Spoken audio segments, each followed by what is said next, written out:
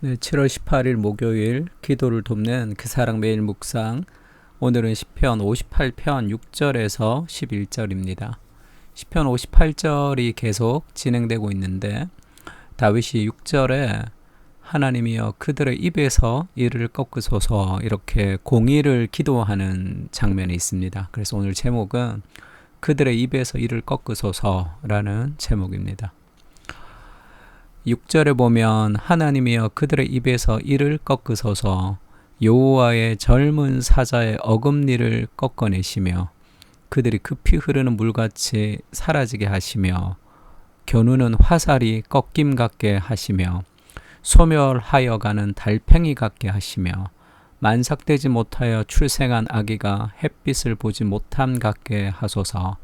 지금 그 악인들의 성공이 아니라 악인들의 실패, 잘못된 사람들에게 하나님께서 심판해 달라고 그 억울한 고통을 받고 있는 그런 사람으로서 공의를 향한 기도를 하고 있습니다.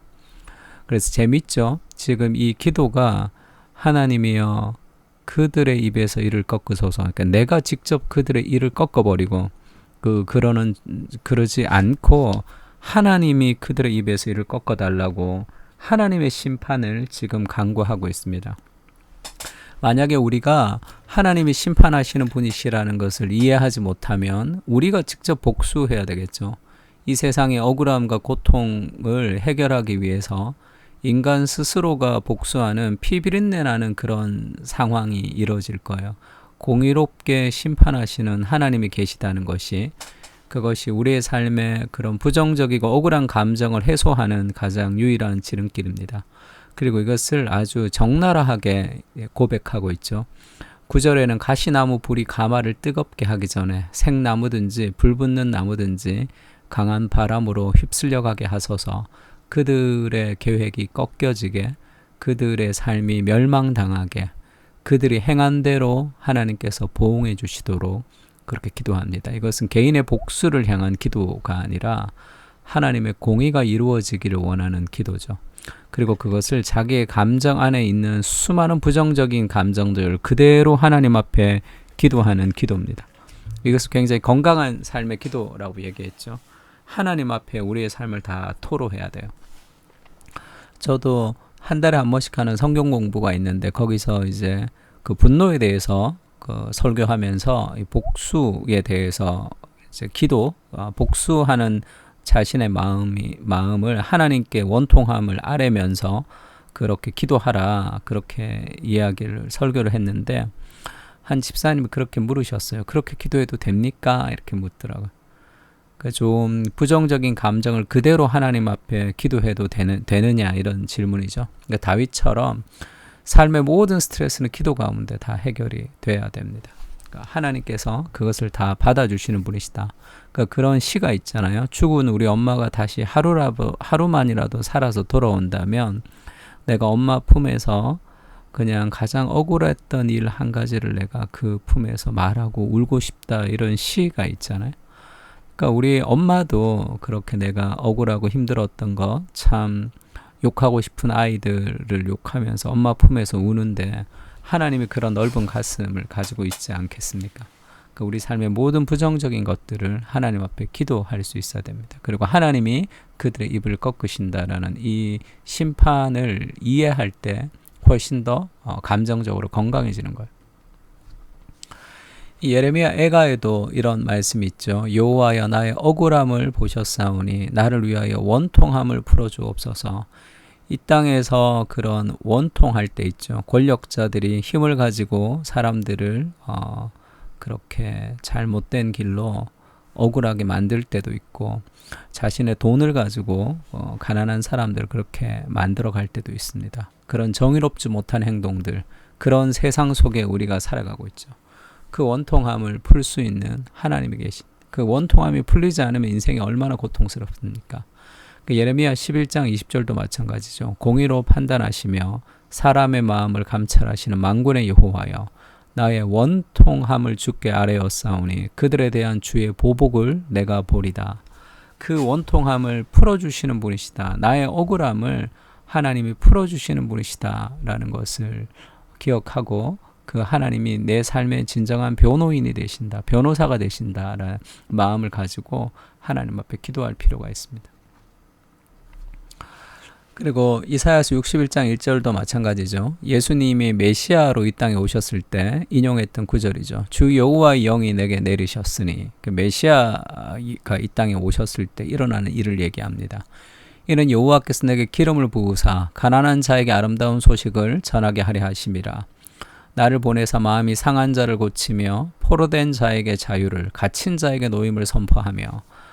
그리고 2절에 보면 여호와의 은혜의 해, 즉 은혜의 해, 이제 그 희년을 얘기하는데 하나님의 은혜의 해가 이 시작이 되었다는 걸 알려줍니다. 그리고 또 한 가지는 우리 하나님의 보복의 날을 선포하여 모든 슬픈 자를 위로하되 할 때, 보복의 날은 심판의 날이에요.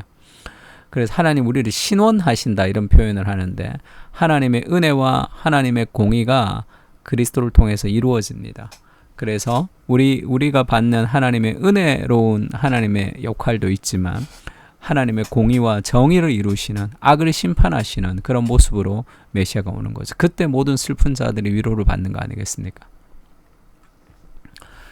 그리고 계속 보면 용서와 악을 근절하는 것이 함께 갈 수 있다. 그렇게 하나님이 그들의 일을 꺾으시는 심판자가 되신다는 것을 우리가 확신할 때, 우리가 사람들을 향해서 복수하지 않으면서도 그들의 악을 우리가 근절시킬 수 있는 그런 건강한 방식으로 세상의 악을, 선으로 악을 이길 수 있다는 거죠. 그 마음의 상처가 해결되지 않으면, 우리가 그들을 용서하지 않으면 개인적으로 복수로 끝날 수밖에 없습니다. 그러나 하나님의 공의로운 심판이 있다는 것을 알고 기억할 때, 우리가 감정적으로 그를 용서하면서도 그 사람들의 악을 더 진행되지 않도록 그 악을 근절하는 방식으로, 선으로 악을 이기는 건강한 방식으로 우리가 살아갈 수 있는 거죠. 의인이 악인의 보복당함을 보고 기뻐하며 그의 발을 악인의 피에 씻으리로다. 그때 사람의 말이 진실로 의인에게 갚음이 있고 진실로 땅에서 심판하시는 하나님이 계시다 하리로다. 이런 일들이 반드시 이루어질 것이다 라는 그 공의로운 삶의 확신을 가지고 기도하고 있는 거죠. 베드로가 그 예수님을 잡으러 말고가 왔을 때의 사건입니다. 그 12 중 하나인 유다가, 가론 유다가 왔어요. 대제사장들과 백성의 장로들에게서 파송된 큰 무리가 칼과 몽치를 가지고 그와 함께 나왔습니다. 예수를 파는 자가 그들에게 군호를 짜 이르되 내가 입맞추는 자가 그이니 그를 잡으라 한지라. 그러니까 내가 예수님께 입을 맞출 때 유다가, 그게 예수니까 그 예수를 잡으라 이렇게 얘기합니다. 곧 예수께 나와 랍비여 안녕하시옵니까 하고 입을 맞추니, 아주 이 죽음의 키스죠. 배신의 키스. 예수께서 이르시되 친구여 네가 무엇을 하려고 왔는지 행하라 하신대 이에 그들이 나와 예수께 손을 대어 잡는지라. 그러니까 예수님을 잡으려고 하니까 예수와 함께 있던 자 중 하나가 손을 펴 칼을 빼어 대제사장의 종을 쳐 그 귀를 떨어뜨리니, 이 베드로죠. 베드로가 칼을 빼서 지금 귀를 떨어뜨렸습니다. 예수님을 잡으려고 하니까 지금 칼을 빼낸 거죠. 그때 예수님이 그렇게 얘기합니다. 이에 예수께서 이르시되 내 칼을 도로 칼집에 꽂으라. 칼을 가지는 자는 다 칼로 망하느니라. 그들이 나에게 잘못된 행동을 했다고 해서 내가 그들을 개인적으로 복수하면 안 되죠. 왜냐하면 그들이 나에게 악을 행했지만 내가 사적으로 복수하면 나도 악을 행하는 거니까 세상에 악이 두 개가 되는 거잖아요. 그들의 악을 선으로 이길 수 있어야 되는데, 너는 내가 내 아버지께 구하여 지금 12군단 더 되는 천사를 내게 보내시게 할 수 없는 줄로 아느냐. 그렇게 이 군사적인 능력으로, 이 힘과 힘 대 힘으로 싸우면 이길 수 있는 능력이 있으신 분이시죠. 하나님이. 내가 만일 그렇게 하면 이런 일이 있으리라 한 성경이 어떻게 이루어지겠느냐 하시더라. 그러니까 우리도 이 땅에 참 억울한 일들 많이 당합니다. 근데 그것을 우리가 그들이 행한 대로 우리가 그렇게 복수하는 방식이 아니라 우리가 하나님의 말씀 안에서 그것을 이루어질 수 있도록 하나님의 말씀에 순종하는 지루하고 느린 방식을 통해서 세상이 변화되는 그런 방식을 가지고 우리가 일해야 된다는 거예요. 원수 갚는 것은 하나님께 있다는 것을 신뢰할 때 우리는 그렇게 복수의 칼을 내려놓고 우리가 악을 근절하는 건강한 방식으로 우리가 살아갈 수 있습니다. 로마서에도 이런 말씀이 있죠. 아무에게도 악을 악으로 갚지 말고 모든 사람 앞에서 선한 일을 도모하라. 할 수 있거든 너희로서는 모든 사람과 더불어 화목하라. 내 사랑하는 자들아 너희가 친히 원수를 갚지 말고 하나님의 진노하심에 맡기라. 기록하였을 때 원수 갚는 것이 내게 있으니 내가 갚으리라고 주께서 말씀하시니라.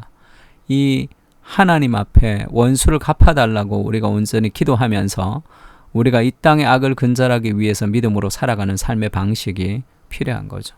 그것이 공의를 위해서 기도하는 사람들이 가지는 더 건강한 삶의 방식입니다. 복수는 나의 영역이 아닙니다. 용서를 통해 건강한 심령으로 살게 하시고 하나님께 부정적인 모든 감정을 토로하며 기도하게 하옵소서. 지금도 이 땅의 주인이 하나님이심을 신뢰하며 악이 근절되며 선이 승리할 그날을 기도하게 하옵소서. 용서와 처벌은 함께 갈 수 있습니다. 믿음 안에서 선으로 악을 이기게 하시고 악으로 악을 갚지 않게 하옵소서. 그리스도의 길을 따라가게 하시고 그 길이 승리의 길임을 확신시켜 주시옵소서. 자비와 공의를 동시에 드러내는 십자가의 삶을 살게 하옵소서. 아멘. 이게 좀 어렵고 복잡한 삶의 방식이죠. 그러나 그리스도께서 원하시는 삶의 방식입니다. 은혜와 공의가 우리 삶 가운데 동시에 이루어지는 균형 있는 삶을 살게 해달라고, 또 이 땅을 위해서 우리의 가정과 또 직장을 위해서, 교회와 공동체를 위해서 함께 기도했으면 좋겠습니다. 다 같이 기도하겠습니다.